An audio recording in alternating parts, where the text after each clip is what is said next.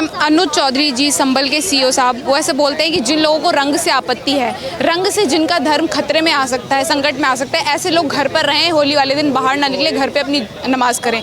क्या आप उनके इस बयान से सहमत हैं? देखिए, मैं तो चाहूँगी, क्योंकि मैं एक प्राउड हिंदू हूँ और मेरे लिए होली हो, दिवाली हो, दशहरा हो, मेरे लिए तो एक फेस्टिवल का है। और फेस्टिवल से भी ज़्यादा मुझे तो आज महिला दिवस है, मुझे तो फ्लॉन्ट करना है। ये देखिए मेरा कलर, तो मुझे तो फेस्टिवल को मनाना है, फ्लॉन्ट करना है, क्योंकि जब मेरी तस्वीर जाएगी तो मेरी जो बहनें हैं, मेरे जो भाई हैं देखेंगे तो वो भी तस्वीरें डालेंगे। मैं तो चाहूँगी हम एक फेस्टिवल को बहुत अच्छे से मनाएं। तो ऐसे ही होली भी कलर्स का त्यौहार है, खुशियों का त्यौहार है, तो सबको मिलजुल के मनाना चाहिए। और जिनको डर लगता है वो यहाँ रहते नहीं। यहाँ पर तो सब लोग, आपने देखा है मोदी जी के आने के बाद सबको बल मिल गया है। आज देखिए महिलाओं को कितना बल मिल गया है, वो हर पटल पे जा कर के अपनी बात रख रहे हैं। भाइयों को कितना बल मिल गया है, सबको फ्रीडम ऑफ स्पीच है। तो मेरा देश है और मेरा पर्व है, मैं तो बहुत खुशियों से उसे मनाऊंगी और चाहूँगी कि सब मनाएं। जो तो बहुत बार आता है, होली साल में एक बार आती है, बहुत खुशियों का पर्व है, इसे खूब ज़ोर शोर से मनाइए। और इसमें जितनी भी ज़्यादा रंगों का आप जो सेवन करते हैं, जो आप रंग गुलाल उड़ाते हैं, जो गुलाब के फूलों की होली होती है, वो कितनी हृदय को कितना सुकून देती है। और हम जब होली दिवाली की पार्टीज़ करते हैं, गुजिया खाते हैं, तो जब परिवार के साथ मिल बैठ करके आप बहुत सारे गीत संगीत के प्रोग्राम करते हैं तो कितना अच्छा माहौल होता है। और इस माहौल को भारत की धरती पे हमें मनाने की आदत है और हम तो मनाते रहेंगे। इमरान मसूद के जो भी उनके दिमाग में चल रहा है ये तो मुझे नहीं पता, लेकिन कोई दंगे नहीं भड़क रहे। ये बोल बोल के आप दंगे भड़काने की कोशिश कर रहे हैं, लेकिन दंगे नहीं भड़केंगे। योगी जी की सरकार है, योगी जी जिसके नाम से डरते हैं लोग, जो दंगे भड़काने के लिए ना यहाँ सोचेंगे भर, उनका अंजाम क्या होगा? गाड़ी पलट जाएगी, जेल जा सकते हैं वो लोग, क्योंकि दंगे अब नहीं भड़कते। वो पुरानी बातें हो गई, जब दंगे भड़कते थे, कर्फ्यू लगते थे, अब वो सब काम नहीं होते। अब लॉ एंड ऑर्डर मेंटेन्ड है और ऐसे लोगों को एक पूरा प्रॉपर मैसेज है कि तुमने अगर कुछ भी ऐसी हरकत करी तो हमारा रडार है, हम देख रहे हैं, हम तुम्हें चिन्हित कर रहे हैं और तुम्हारे पर कड़ी से कड़ी एक्शन होगी।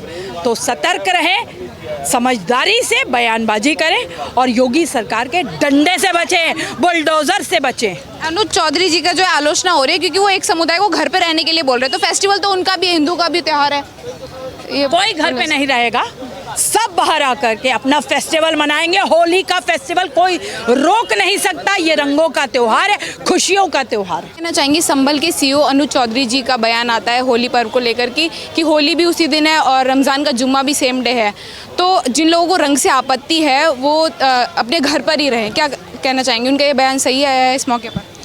देखिए, भारतीय संस्कृति परंपरा में यहाँ पे दिवाली पे अली है, रमज़ान में राम है। ज़मीनी स्तर पे चाहे हिंदू हो चाहे मुसलमान हो, वो सब भाईचारे के साथ ही रहता है। लेकिन ये कुछ मुट्ठी भर लोग हैं जो भारत को कल्चरल रूप से डैमेज करना चाहते हैं। जिस प्रकार से विपक्षी बयान आते हैं कि सनातन धर्म का उन्मूलन करो, सनातन डेंगू है, मलेरिया है, विभिन्न प्रकार से हिंदू धर्म के ऊपर अटैक किया जाता है। जहाँ पे 80% मुसलमान आबादी होती है, वहाँ पे तो निष्पक्ष वोट एक पाले में चली जाती है। लेकिन 80% हिंदुओं की आबादी वाले देश में भी हिंदुओं को रोज़ भगवान को अदालत में जाके गवाही देनी पड़ती है। और ज़मीनी स्तर पे अगर हिंदुओं को रोज़ इस प्रकार से टारगेट किया जाता है तो किसी न किसी रूप से विदेशी ताकतों का प्रभाव है जो भारत को कहीं ना कहीं कमज़ोर करना चाहते हैं, यहाँ पे सिविल वॉर की स्थिति करना चाहते हैं। आज ये कुदरत का करिश्मा है कि रमज़ान और होली एक ही दिन है। मैं समझती हूँ कि दोनों ही त्यौहार जिसको दिल से मनाने हैं, जिसकी जहाँ आस्था है, जहाँ श्रद्धा है, उसको बनाए देना चाहिए। किसी को किसी भी त्यौहार में आपत्ति नहीं होनी चाहिए। और ये सत्य है कि अगर आपको दूसरे का त्यौहार में आप शरीक नहीं हो सकते, कम से कम उसमें व्यवधान ना डालें। तो इस प्रकार से और लॉ एंड ऑर्डर को मेंटेन करना, क्योंकि देश में, जिस देश में एकता समरसता उसकी मूल जो है, उसकी पहचान है, वहाँ पे इस धर्म के नाम पे जो लॉ एंड ऑर्डर को डिस्टर्ब करने का प्रयास करते हैं मुट्ठीभर लोग, अपनी आइडेंटिटी को कहीं ना कहीं एक तरफ खड़ा करने का प्रयास करते हैं और देश को विभाजन करने का प्रयास करते हैं। तो कुंभ में तो आप सबने देख ही लिया, जो जाति के नाम पे वोट बैंक को ताड़ने की और उसको अपीजमेंट की पॉलिटिक्स के तहत करते थे, धर्म के नाम पे अपीजमेंट की पॉलिटिक्स करते थे, वहाँ पे तो गरीब अमीर काला सफ़ेद सब एक ही संगम में डुबकी लगा रहे थे और संगम के सम्मोहन में सब मंत्र मुग्ध थे। तो भारत ने अपना परिचय दे दिया है कि यहाँ पे ना जाति है ना वाद है, यहाँ पे केवल राष्ट्रवाद और समानता का भाव जो है वो सर्वोपरि है। आधी से ज़्यादा देश की आबादी वहाँ डुबकी लगा के आई है, आधी से ज़्यादा जल घर लेके गई है। इस प्रकार संपूर्ण हिंदुस्तान विदेश से भी भर के, तो भारत की एक जो अखंडता का परिचय, टाइम टाइम पे भारत की जनता को मैं साधुवाद करती हूँ, प्रणाम करती हूँ, उनकी प्रभुता का मैं गुणगान करती हूँ कि जनता को इस चीज़ को समझना चाहिए और दोनों ही त्योहारों को समान भाव से एक दूसरे का सम्मान करते हुए बढ़ाना चाहिए। और लॉ एंड ऑर्डर को मेंटेन करने के लिए अगर वहाँ की लॉ एंड ऑर्डर कुछ अगर राइडर्स निकालती है, कुछ कंडीशंस देती है, तो ये जनता का दायित्व है कि उसका वो निर्वहन करें। लेकिन आलोचना हो रही है अनुज चौधरी जी की, क्योंकि उन्होंने ऐसा कहा कि अपने बयान में कि जुम्मा जो है वो साल में 52 बार आता है लेकिन होली एक ही बार आती है, तो प्लीज़ मुस्लिम समुदाय यहाँ पे ज़्यादा कोऑपरेट करे। तो इसलिए उनकी आलोचना हो रही है कि वो मुस्लिम समुदाय को कोऑपरेट करने के लिए कैसे बोल सकते हैं। कोऑपरेशन मांगने में नुकसान क्या है? अगर कोऑपरेशन किसी से मांगा जाता है तो वहाँ पे एक प्रकार से अगर स्टेट का लॉ एंड ऑर्डर मेंटेन करने के लिए मैं आपसे मदद मांगती हूँ, तो क्या नागरिक के नाते, क्या एक विशिष्ट समाज के नाते आपका दायित्व नहीं है? आप इस देश की सारी सुविधाओं का आप उसको आनंद लेते हैं, आप टैक्स देते हैं, मैं मानती हूँ, लेकिन उसका आप आनंद भी आप लेते हैं। तो क्या आपका नैतिक जिम्मेदारी नहीं है कि आप अगर दूसरे धर्म का कोई त्यौहार है तो वहाँ पे आप एक प्रकार से आचरण अपना ठीक रखें? तो मैं इसको बहुत ज़्यादा नहीं समझती, उनका अनुभव होगा कि इस तरीके के त्योहारों में जहाँ पे एक विशिष्ट संख्या ज़्यादा है, वहाँ पे कुछ ना कुछ अनैतिक जो क्रियाएं हैं वो ज़्यादा सक्रिय होती हैं।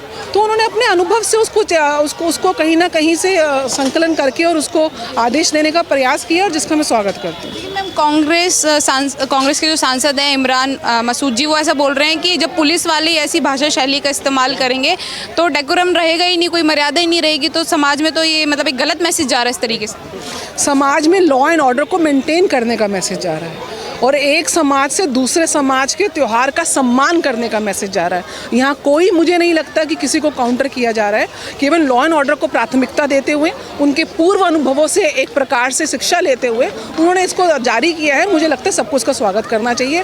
राजनीति करने वाले राजनीति करते रहेंगे, लेकिन जिसको स्टेट का लॉ एंड ऑर्डर की जिम्मेदारी है उसके ऊपर ज़्यादा बोझ होता है। बोलने से नहीं, काम से काम होता है। अच्छा मैम, जैसे हमेशा की तरह जैसे हिंदू त्योहारों में जो है कहीं ना कहीं दंगे देखने को मिलते थे, हम तो इस बार भी क्या लग रहा है कि जो लॉ एंड ऑर्डर इतने स्ट्रिक्ट कर दिए गए हैं, तो इस बार होली के पर्व पे ऐसा कुछ देखने को तो नहीं मिलेगा? देखिए, मैं तो यही प्रार्थना करती हूँ, यही आशा करती हूँ कि चाहे रमज़ान हो, चाहे होली हो, चाहे दीपावली हो, चाहे रामनवमी की यात्रा हो, चाहे मेरे मुस्लिम भाई बहनों के जलसे हों, कहीं भी किसी प्रकार की भावना या गतिविधियाँ नहीं होनी चाहिए।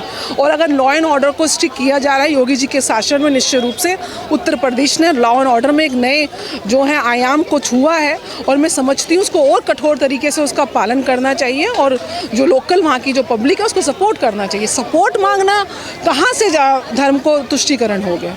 राजनीति हो रही है इस पे कि आप एक धर्म को घर में रहने के लिए कैसे कह सकते हैं कि हम अपना जुम्मा घर में क्यों बनाएं, आप लोग अपनी होली घर में क्यों नहीं मना रहे हैं? ऐसे राजनीति कर रहे हैं लोग। देखिए, ये विशेष तबके के लिए मैं समझती हूँ है एक स्ट्रिक्ट मैसेज देने का प्रयास होता है, क्योंकि कुछ मैंने बार बार बोल रही हूँ, मुट्ठी भर लोग हैं जो विशेष धर्म के लोगों को कठपुतलियों की तरह इस्तेमाल करके अपने राजनीतिक जो उद्देश्य हैं उसको पूरा करने का प्रयास करते हैं। तो ये कहीं ना कहीं डायरेक्टली उनको मैसेज है, भाई बिन होए ना प्रीत।